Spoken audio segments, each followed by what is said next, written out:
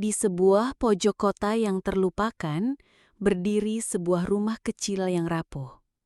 Menjadi saksi bisu perjuangan dua anak yatim piatu. Fajar, bocah laki-laki 10 tahun, dan adik perempuannya Rani, yang masih 5 tahun. Tanpa ayah dan ibu, mereka bertahan hidup dari hari ke hari dengan berjualan gorengan. Menapaki jalanan yang keras dan penuh lika-liku. Meski hidup serba kekurangan, iman mereka tetap kuat, sudah khatam Al-Quran dan rajin beribadah. Namun, saat rumah peninggalan orang tua mereka diusir tanpa ampun, dunia kecil mereka runtuh. Rani jatuh sakit di tengah hujan deras, dan tak satu pun yang peduli. Di saat kegelapan itu, sebuah harapan muncul dari tangan sepasang suami istri dermawan yang membuka pintu rumah dan hati mereka, mengangkat Fajar dan Rani menjadi bagian dari keluarga. Dan bersama kasih sayang itulah, kehidupan mereka berubah selamanya. Assalamualaikum warahmatullahi wabarakatuh sahabat semuanya. Sebelum cerita ini dimulai, mari tuliskan di kolom komentar dari mana saja sahabat menonton cerita ini. Semoga yang subscribe channel Nindra Story, kami doakan agar dimudahkan segala urusannya, dilapangkan rezekinya, disehatkan badannya, dan dikabulkan segala hajat dunia akhirat oleh Allah Subhanahu wa Ta'ala. Amin ya Robbal Alamin. Sekarang, mari kita lanjut cerita ini dan tonton hingga akhir ceritanya ya. Hari itu, hujan turun sejak pagi. Jakarta seperti biasa, penuh lalu lintas dan wajah-wajah yang tak sempat menoleh ke arah penderitaan orang lain. Aku duduk di dalam mobil hitamku yang nyaman, menuju sebuah rapat penting bersama para investor. Tanganku sibuk menggenggam ponsel, pikiranku sibuk menghitung angka-angka bisnis. Tapi pandanganku teralihkan. Di pinggir jalan itu, di bawah jembatan yang sudah berlumut, ada dua anak kecil. Anak laki-laki, rambutnya acak-acakan, tubuhnya kurus, memakai baju yang sudah kebesaran dan basah kuyup. Di tangannya ada keranjang plastik, penuh gorengan yang mulai lembek oleh air hujan.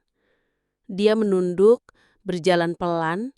Di belakangnya, seorang anak perempuan, lebih kecil, mungkin sekitar 5 tahun. Ia tidak memakai sepatu, tubuhnya menggigil, matanya kosong. Aku terdiam.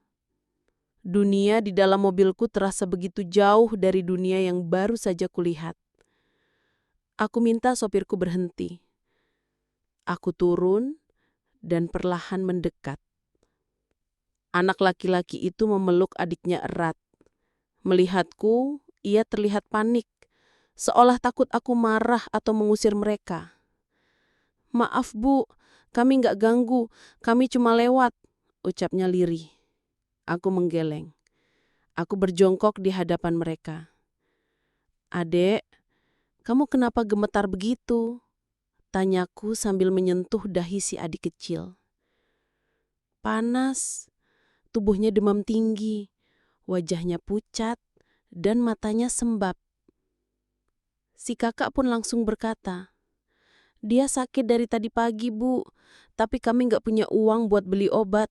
Saya pikir kalau gorengan ini laku semua, saya bisa beli obat generik di warung." Air mataku menetes saat itu juga. Entah sejak kapan terakhir kali aku menangis. Tapi melihat mereka, aku seperti terseret ke masa laluku. Ke masa kecilku yang pernah hampir serupa, sebelum Tuhan menggantinya dengan keberuntungan. "Namamu siapa?" tanyaku sambil memeluk si adik agar sedikit hangat. "Nama saya Fajar, Bu. Adik saya namanya Rani." Dua nama yang sederhana, tapi mereka bukan anak biasa. Fajar, anak 10 tahun yang menjadi tulang punggung bagi adik kecilnya. Dan Rani, anak perempuan mungil yang bahkan belum tahu cara mengejak keadilan, tapi sudah harus menerima dinginnya aspal dan kerasnya kehidupan. Mereka mengajakku ke tempat tinggal mereka. Sebuah gubuk reot di pinggir sungai, berdinding triplek rapuh, beratapkan seng berkarat. Lantai tanah, kasur robek. Semua peninggalan orang tua mereka yang katanya sudah meninggal karena kecelakaan 2 tahun lalu. Mereka dulu jualan gorengan juga, Bu. Aku masih ingat, ucap Fajar.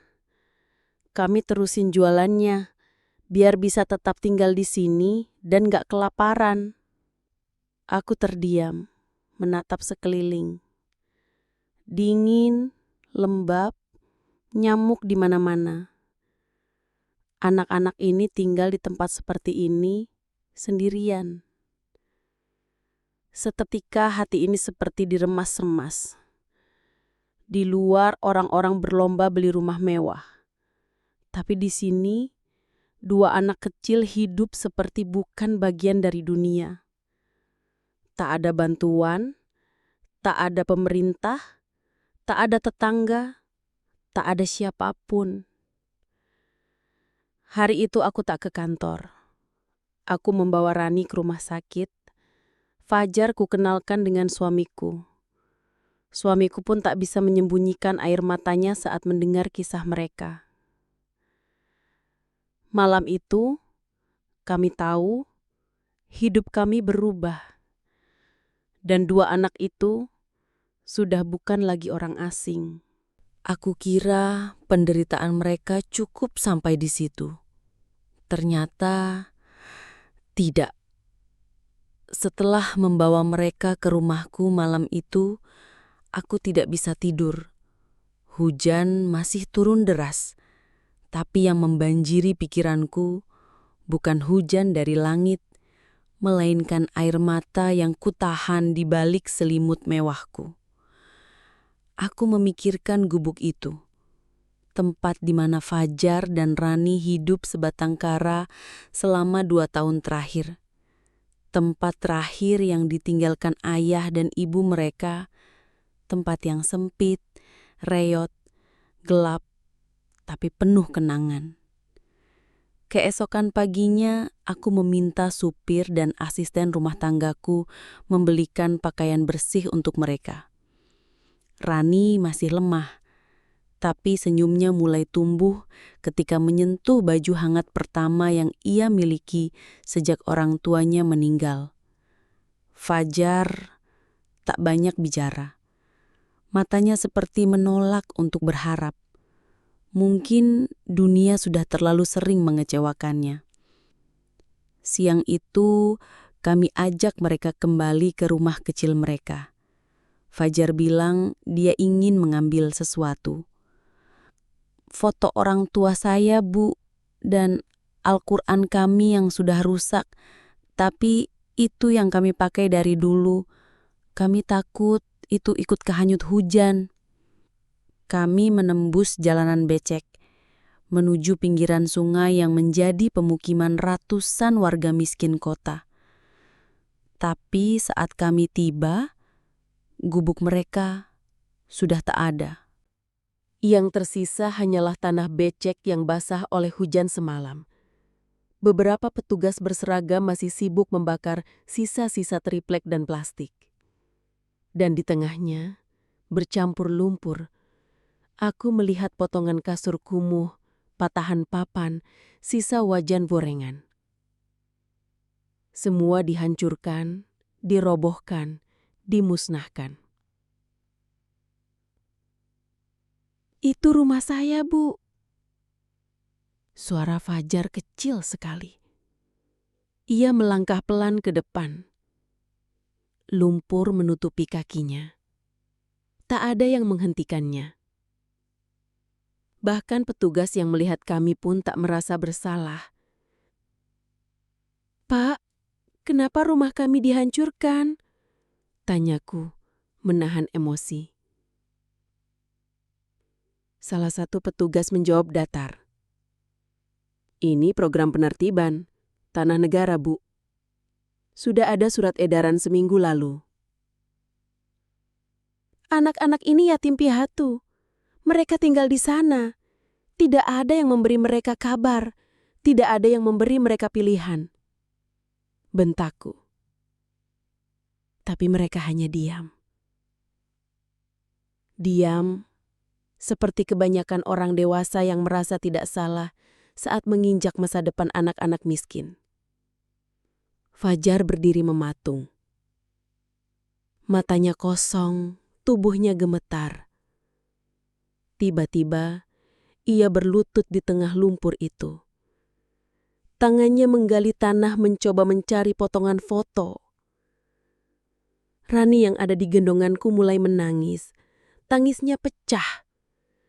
Dan jujur, aku tidak tahu bagaimana caranya menenangkan anak yang baru saja kehilangan rumah dan harapan dalam waktu bersamaan. Aku janji sama ibu. Aku jaga rumah ini. Suara Fajar pelan tapi setiap katanya menancap di hati seperti duri basah. Aku udah jaga. Kenapa tetap dihancurin, Bu? Aku tak bisa menjawab. Karena dunia memang begitu. Terkadang kejujuran dan usaha keras tak pernah cukup untuk bertahan di negeri ini. Kami berdiri di sana cukup lama. Sampai hujan kembali turun, menyatu dengan air mata anak-anak itu. Tak satu pun warga sekitar yang mendekat. Tak satu pun pejabat yang meminta maaf. Dan aku sadar, selama ini kita hidup dalam dua dunia yang sangat berbeda. Satu dunia, hidup di gedung tinggi, sibuk bicara angka dan laba. Satu dunia lagi, tidur di tanah basah, dihancurkan kapan saja tanpa pemberitahuan, dan bahkan tak cukup berharga untuk diberitahu sebelumnya. Hari itu, aku tak kuat menahan tangis. Di dalam mobil, aku peluk Fajar. Dia diam, tapi bahunya berguncang. Air matanya mengalir, tanpa suara. Tangisan yang sudah terlalu sering ditahan, karena dunia tak suka anak miskin yang menangis. Sejak hari itu, aku tahu. Mereka tidak lagi punya apapun. Bahkan kenangan pun sudah hilang. Dibakar bersama rumah kecil yang mereka rawat dengan doa dan air mata. Tapi aku juga tahu satu hal. Mulai hari itu, aku akan menjadi rumah bagi mereka. Rumah yang tidak akan dirobohkan, rumah yang tidak akan meninggalkan mereka saat hujan datang. Setelah semua yang terjadi, aku mulai bertanya dalam hati. Bagaimana mungkin seorang anak lelaki kecil bisa begitu kuat? Bagaimana mungkin di usia 10 tahun dia bisa memikul beban hidup yang bahkan pria dewasa pun kadang tak sanggup? Fajar, anak itu menyimpan terlalu banyak cerita yang tak pernah dia ucapkan. Tapi tubuhnya, matanya, bahkan diamnya menceritakan semuanya. Malam itu, setelah mereka tinggal di rumahku, aku mengajak Fajar bicara, pelan-pelan, sambil minum susu hangat yang mungkin baru pertama kali ia rasakan dalam hidupnya. Aku bertanya, Fajar, sebelum kita ketemu kemarin, kamu dari mana? Ia menunduk lama, lalu mulai bercerita. Hari itu, katanya, Rani sudah demam sejak pagi. Tubuhnya panas, nafasnya sesak. Tapi mereka tak punya 1 rupiah pun. Bahkan untuk membeli sebutir parasetamol di warung. Fajar menatap adiknya yang menggigil di tikar tipis. Ia tahu, kalau tak segera beli obat atau makan hangat, adiknya bisa kehilangan nyawa. Ia panik, tapi bukan seperti panik orang dewasa. Panik anak kecil yang bingung, yang takut, yang merasa dunia terlalu besar dan terlalu diam. Lalu, ia buka keranjang gorengan. Hanya ada 16 biji gorengan sisa dari hari sebelumnya. Mereka menggoreng dengan minyak bekas. Tepungnya keras. Beberapa sudah basi. Tapi itu semua yang mereka punya. Tanpa sarapan, tanpa mandi, Fajar ambil keranjang itu, ia bisikan ke adiknya. "Tunggu ya Rani, abang cari uang buat beli obat." Ia berjalan jauh, melewati gang-gang kecil, menawarkan gorengan dari rumah ke rumah. Beberapa menolak mentah-mentah.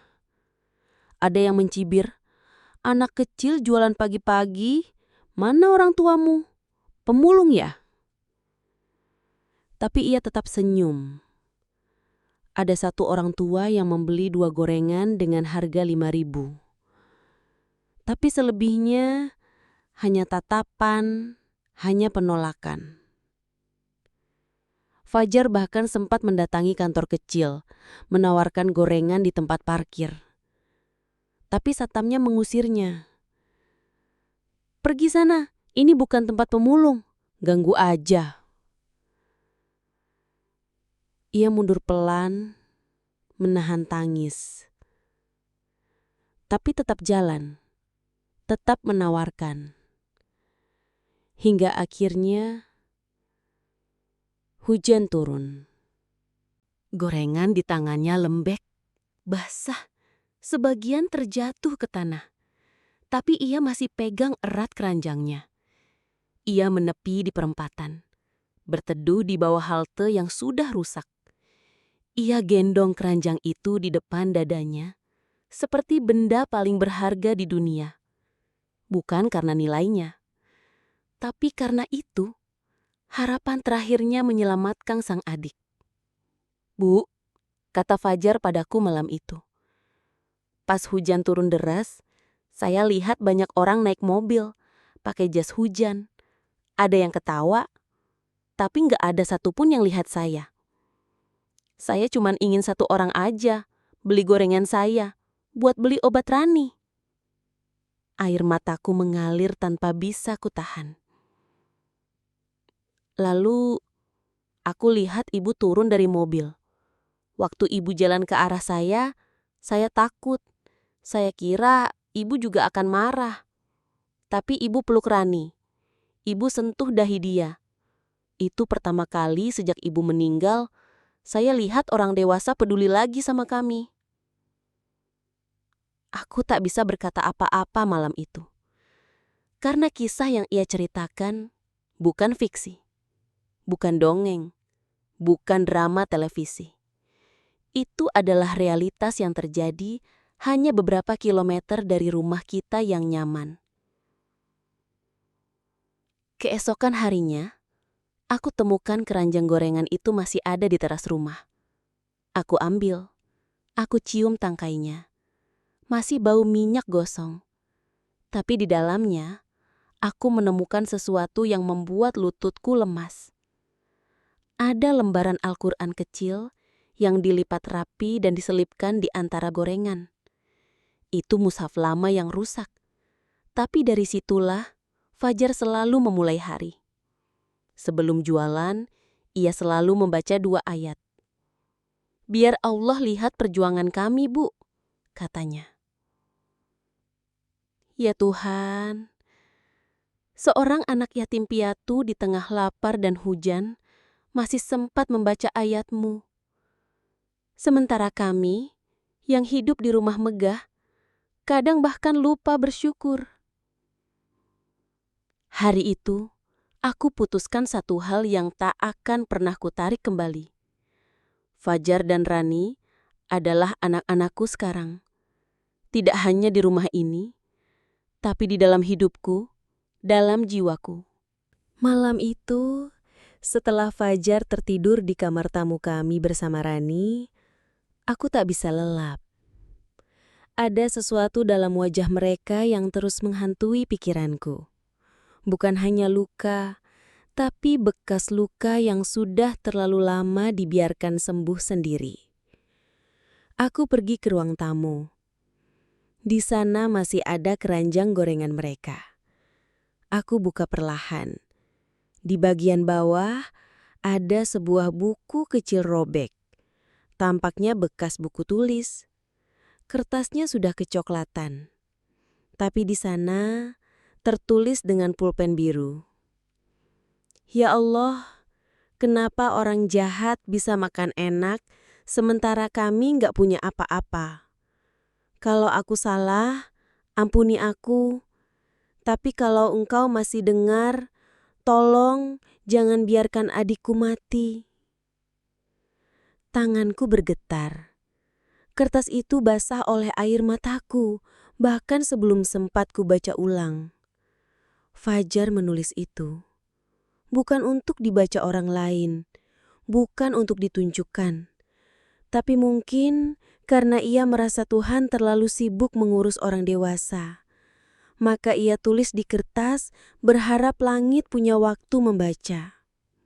Bayangkan, seorang anak berumur 10 tahun yang setiap hari menjual gorengan basi demi menghidupi adik kecilnya, yang tidur tanpa pintu, tanpa pelukan, tanpa penghiburan.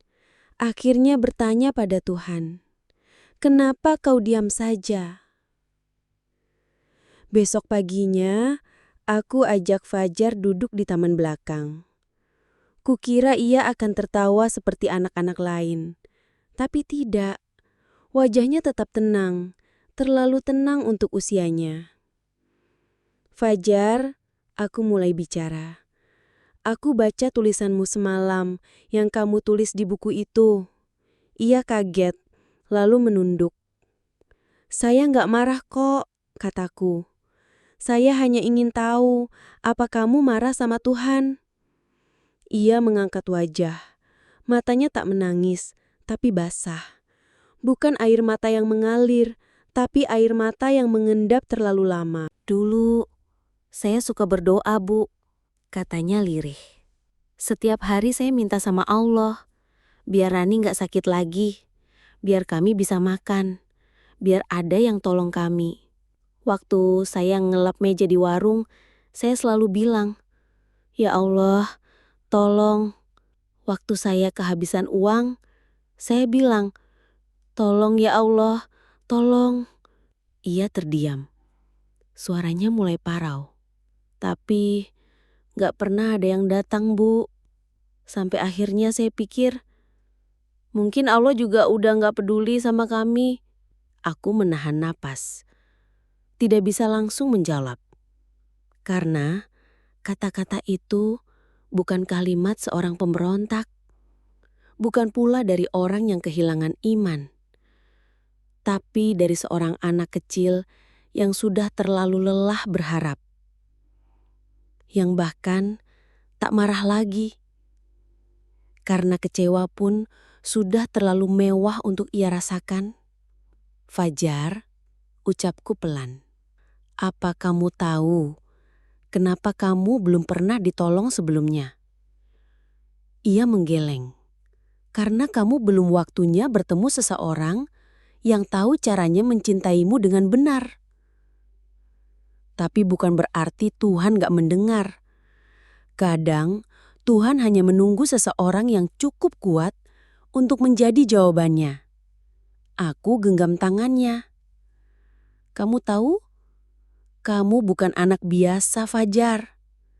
Kamu sudah menjaga adikmu. Kamu gak pernah mencuri. Kamu tetap sholat. Kamu bahkan masih khatam Al-Quran kan? Ia mengangguk pelan. Setiap malam sebelum tidur, aku tersenyum, Fajar. Kamu tetap baca Al-Quran waktu lapar? Iya, Bu. Soalnya ibu dulu bilang, anak yatim doanya paling didengar. Tapi saya bingung, kalau doa saya yang didengar, kenapa Rani tetap sakit?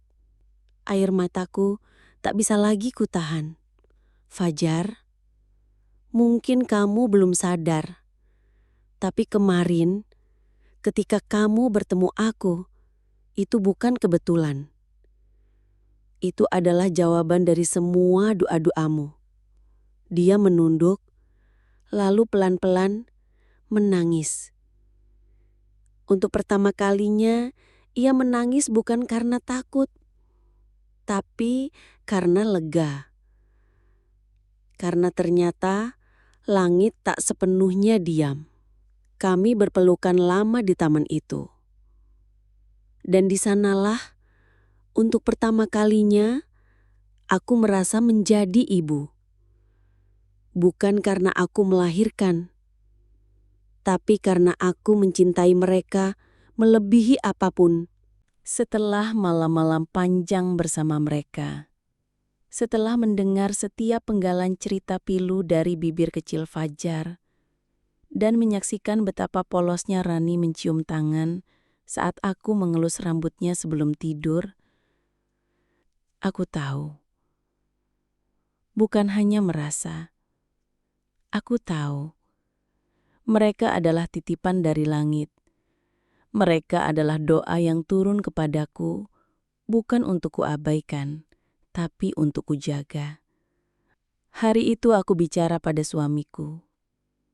Di meja makan yang biasanya hanya berisi kami berdua, kini ada 2 piring kecil tambahan, 2 kursi kecil, 2 anak kecil yang selalu berkata terima kasih, bahkan untuk sepotong ayam goreng. Mas, ucapku lirih. Bagaimana kalau kita angkat mereka sebagai anak, secara resmi? Suamiku diam cukup lama, lalu ia menatapku. Aku tahu, kamu jatuh cinta pada mereka. Aku juga. Tapi kamu siap? Siap untuk apa? Tanyaku. Siap kalau orang akan mencibir, mengatakan kita pencitraan. Siap kalau keluarga kita menolak. Siap kalau mereka tumbuh dan dihina karena asal-usulnya. Aku tertunduk. Tidak bisa langsung menjawab. Karena aku tahu, yang dia katakan itu bukan untuk mengecilkan, tapi sebuah peringatan. Dan ternyata benar. Hari saat kami menyampaikan niat itu ke keluarga besar, reaksinya seperti yang sudah bisa ditebak. Ih, kamu angkat anak dari mana sih? Anak pemulung? Belum tentu itu anak baik-baik. Siapa orang tuanya? Jangan-jangan anak kriminal. Kenapa sih nggak adopsi yang bayi aja dari panti asuhan yang resmi? Aku hanya diam. Hatiku luka. Bukan karena mereka menolak, tapi karena cara mereka memandang kemanusiaan, dibungkus ego dan nama baik. Beberapa teman di sosialita pun mulai bertanya, apa itu anak pembantu baru? Kenapa diajak ke mall? Kok bajunya seperti itu? Duh, kamu beneran ngurus sendiri. Kasian dong babysitternya. Kamu tahu, kadang luka paling dalam bukan dari mereka yang kita benci, tapi dari mereka yang dulu kita anggap sahabat, saudara, bahkan orang tua sendiri. Aku menatap langit dan dalam hati berkata, terima kasih ya Allah, karena Kau mengizinkan aku menjadi perpanjangan tangan-Mu. Karena Kau menurunkan mereka bukan sebagai beban, tapi sebagai berkah paling indah yang pernah ada dalam hidupku. Kisah ini bukan tentang amal. Ini adalah tentang kasih sayang yang berani. Tentang 2 anak yatim yang bertahan dalam badai, dan tentang seorang wanita yang membuka pintu, dan ternyata membuka surga untuk mereka semua. Tapi saat aku pulang, dan melihat Fajar sedang mencuci piring sambil mengajari Rani menyebut huruf hijaiyah, semua kebisingan dunia luar itu tak lagi penting. Malam itu, aku putuskan satu hal. Mulai sekarang, aku bukan hanya menyayangi mereka. Aku akan berjuang untuk mereka. Bukan hanya memberi makan, tapi memberi nama, memberi identitas, memberi dunia baru yang tidak pernah mereka bayangkan. Aku mengurus semua dokumen adopsi. Surat-surat, saksi, pengacara, sidang. Fajar menatapku saat aku bicara padanya. Kalau nanti kamu dipanggil Fajar Putrasari, itu karena kamu sudah jadi bagian dari keluargaku. Dan kamu tak harus malu dengan masa lalu. Fajar menangis, bukan menjerit, bukan menolak, tapi menangis dalam diam karena akhirnya ada yang ingin menyematkan namanya di belakang namanya. Rani pun perlahan memanggilku, Bunda, untuk pertama kalinya. Dan aku menangis sejadi-jadinya di kamar mandi setelah mendengarnya. Bukan karena sedih, tapi karena satu kata itu lebih berharga dari semua gelar dan penghargaan yang pernah aku raih. Tapi tak berhenti di sana. Suatu malam, saat semua tidur, aku berdiri di depan jendela kamarku. Hujan turun pelan. Langit gelap, tapi hatiku tenang. Aku angkat tangan, dan untuk pertama kalinya sejak lama, aku berdoa dengan suara yang bisa didengar langit. Ya Allah, kalau dulu aku hanya sibuk membangun perusahaanku, maka izinkan aku sekarang membangun jiwa dua anak yang kau titipkan. Kalau dulu aku hitung laba rugi, maka kini biarlah aku hitung seberapa besar kasih sayang yang bisa kutanam dalam hidup mereka. Aku bukan malaikat, aku bukan penyelamat. Aku hanya seorang perempuan yang tak sanggup membiarkan dua anak kecil menunggu jawaban dari langit, saat sebenarnya langit sudah menitipkan jawaban itu lewat aku. Setelah semuanya resmi, setelah surat adopsi selesai, nama keluarga kami tertulis di akta mereka, aku pikir semuanya akan jadi lebih baik. Kupikir cinta dan doa cukup untuk menyembuhkan semuanya. Tapi ternyata aku terlalu naif. Dunia di luar rumah kami tidak sehangat pelukan di dalamnya. Ketika aku memasukkan Fajar ke sekolah swasta terbaik, karena aku ingin ia mendapatkan pendidikan yang layak, aku melihat tatapan aneh dari para orang tua murid. Anaknya siapa? Kenapa bisa masuk sini? Dari mana asalnya? Loh, itu anak yang dulu jualan gorengan kan? Mereka tak tahu aku ada di balik kaca kantor pendaftaran saat mereka berbisik. Mereka tak tahu betapa perihnya hati seorang ibu melihat anaknya dihina karena sesuatu yang bahkan tidak ia pilih. Hari pertama sekolah, Fajar pulang dengan wajah tertunduk. Aku tanya, "Gimana tadi sekolahnya, sayang?" Dia hanya menjawab pelan, "Baik, Bunda."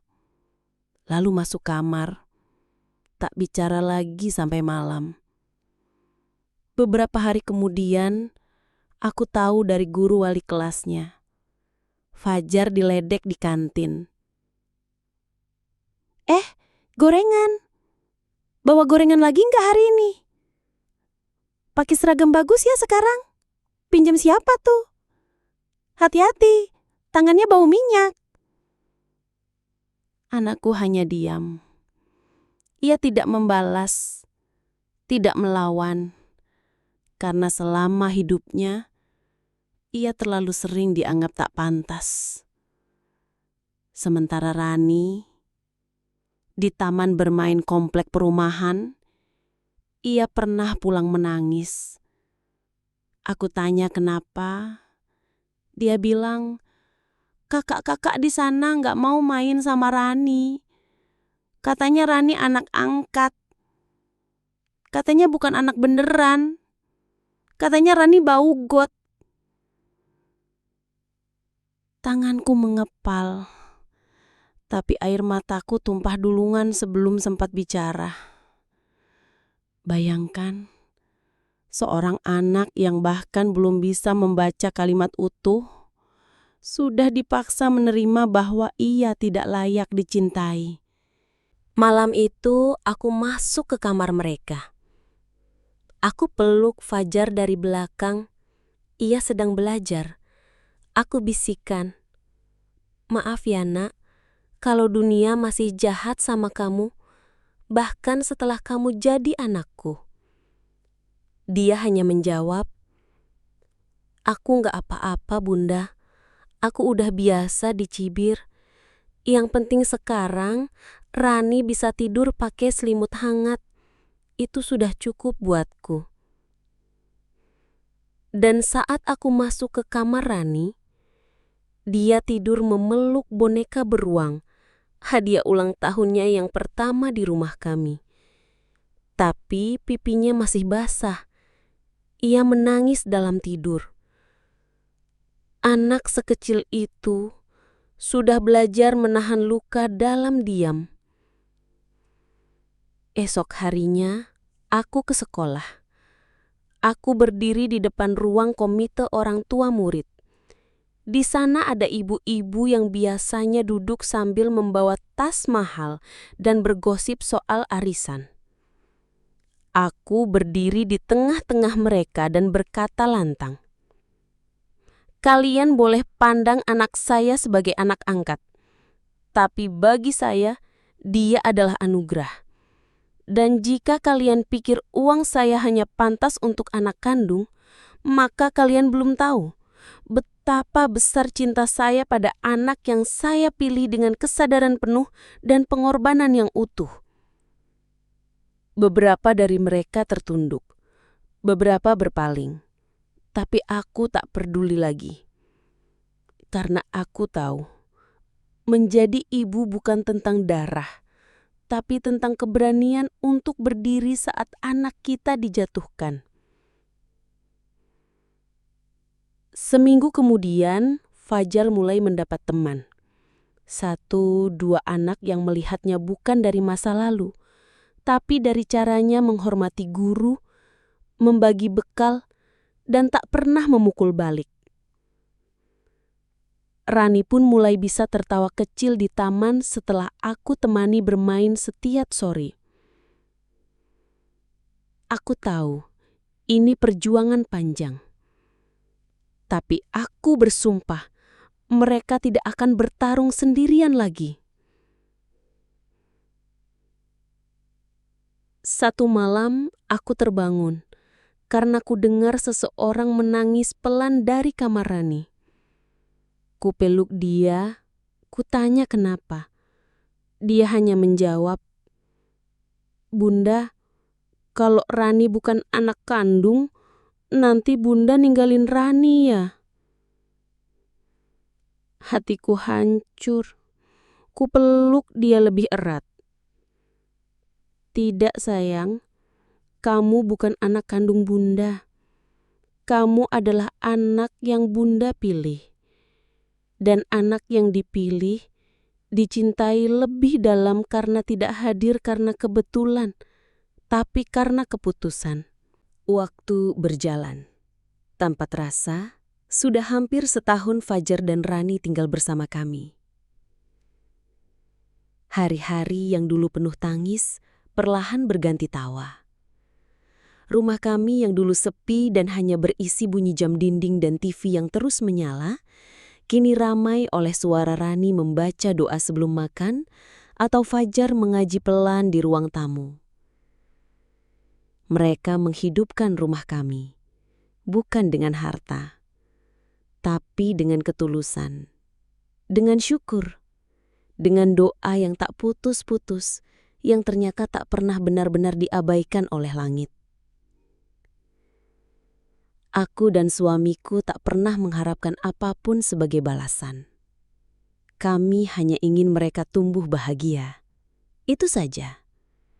Tapi entah bagaimana, satu demi satu keajaiban mulai menghampiri.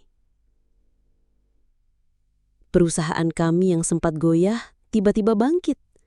Kontrak besar yang tertunda bertahun-tahun ditandatangani dalam waktu seminggu. Investor baru datang dari luar negeri.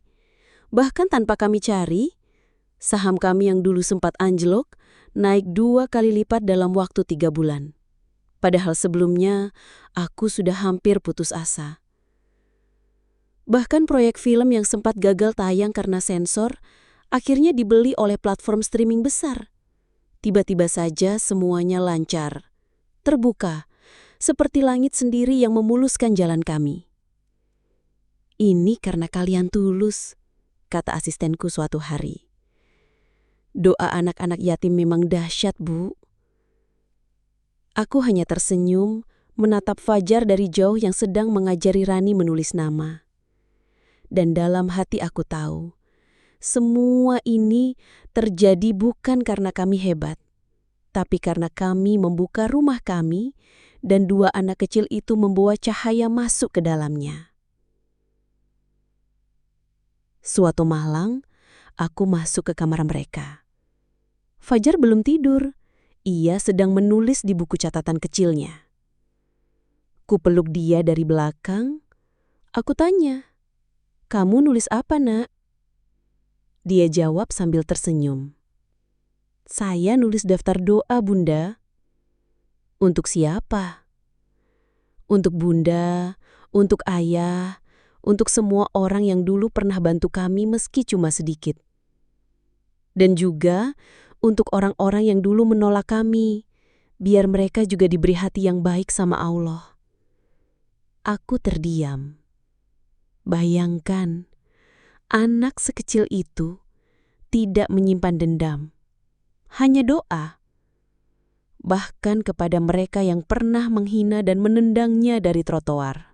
Suamiku pun mulai berubah. Lelaki yang dulu keras, hanya bicara angka dan target bisnis, sekarang lebih sering pulang cepat. Duduk di ruang keluarga bersama Rani dan Fajar, menonton film kartun atau bermain puzzle. Kadang, aku melihatnya diam-diam mencium kening Rani saat ia tertidur. Kadang aku mendengar dia memanggil Fajar. "Nak, bantu ayah ya ngelipet sajadah." Keluarga kami utuh. Bukan karena darah, tapi karena cinta yang tak bersyarat. Sampai suatu hari saat kami sedang makan malam bersama, Fajar tiba-tiba berkata, "Bunda, Ayah, kalau dulu kami nggak dibuang dari rumah kami, mungkin kami nggak pernah ketemu kalian." Tanganku berhenti di atas sendok. Aku menatap matanya. Dan dia lanjut, "Kalau dulu kami nggak diusir, mungkin kami nggak pernah tahu rasanya tidur di kasur empuk atau dibacakan doa sebelum tidur. Tapi saya bersyukur itu semua terjadi, Bunda. Karena dari semua kehilangan, Allah ngasih kami hadiah yang jauh lebih besar, keluarga." Aku menangis saat itu juga. Di depan nasi yang belum sempat kumakan, di depan meja makan yang dulu sunyi. Aku menangis. Karena ternyata luka itu memang menyakitkan, tapi juga menuntun. Doa mereka telah membuka pintu langit. Bukan hanya untuk mereka, tapi untuk kami juga. Karena ternyata menyayangi anak yatim bukanlah amal, Itu kehormatan. Hari ini, di hadapanku berdiri dua sosok muda. Fajar kini mengenakan jas kebanggaan, lulus cum laude dari Fakultas Hukum. Dan Rani mengenakan toga biru langit, diterima di Universitas Impian dengan beasiswa penuh. Di antara tamu yang berdiri dan bertepuk tangan, di antara bunga dan lampu sorot, aku hanya diam, terpaku, terharu, karena dua anak kecil yang dulu kutemukan di pinggir jalan, yang tidur beralaskan kardus dan berselimut hujan, kini berdiri tegak sebagai manusia utuh, bermartabat, dan mencintai Tuhan mereka. Saat Fajar maju ke podium wisuda dan diminta menyampaikan sepatah dua kata, dia memandang ke arahku dan suamiku, lalu berkata dengan suara yang gemetar tapi mantap, "Kami bukan anak kandung mereka, tapi kami juga bukan anak angkat. Kami adalah anak yang dipilih. Dan bagi kami, itu jauh lebih berarti. Karena mereka memilih kami saat dunia membuang kami. Mereka membuka pintu bukan karena kasihan, tapi karena cinta yang tak mengenal syarat. Dan cinta itu telah menyelamatkan hidup kami." Tak ada satupun mata yang kering hari itu. Bahkan kepala sekolah pun tak sanggup menyembunyikan air matanya. Rani berdiri di samping Fajar, menggenggam tanganku dan berbisik, "Terima kasih ya Bunda, karena tidak menyerah. Karena tetap percaya sama kami, bahkan saat kami sendiri sempat putus asa. Kau tahu, kadang aku duduk sendiri di ruang tamu malam-malam, memandangi foto mereka waktu kecil. Fajar yang dulu sangat kurus, matanya sayu, bajunya kebesaran. Rani yang digendong, tubuhnya lemas karena demam, wajahnya penuh debu. Kini mereka tumbuh, tinggi, sehat, percaya diri. Dan yang paling membuatku menangis diam-diam, mereka tidak pernah meninggalkan sholat, tidak pernah lupa berdoa, tidak pernah malu menyebut masa lalu mereka. Karena di rumah ini, mereka tidak pernah diminta menjadi orang lain. Mereka hanya diminta menjadi diri mereka sendiri yang jujur, yang taat, dan yang terus berjuang. Dan mereka melakukannya dengan cara yang paling indah. Rani kini aktif di komunitas sosial, mengajar anak-anak jalanan membaca. Fajar setelah lulus memilih bekerja sebagai pengacara untuk kasus-kasus pro bono, membela warga kecil yang tak mampu bayar jasa hukum. Mereka bilang, kami hanya membalas sedikit dari apa yang kami terima. Dan aku hanya bisa menunduk dalam sujud-sujud malamku, mengucap terima kasih pada Tuhan. Bukan karena aku kaya, bukan karena sukses, tapi karena aku diberi kesempatan mencintai dua anak yang begitu luar biasa. Mereka bukan hasil dari rahimku, tapi mereka tumbuh di dalam jiwaku, di dalam nadiku, di dalam setiap doa dan pelukanku. Dan itu cukup bagiku. Di sebuah momen kecil, suatu sore saat hujan gerimis turun seperti hari pertama aku menemukan mereka, kami duduk bertiga di beranda. Diam, hanya menatap rintik. Fajar menggenggam tanganku, Rani menyandarkan kepala di bahuku.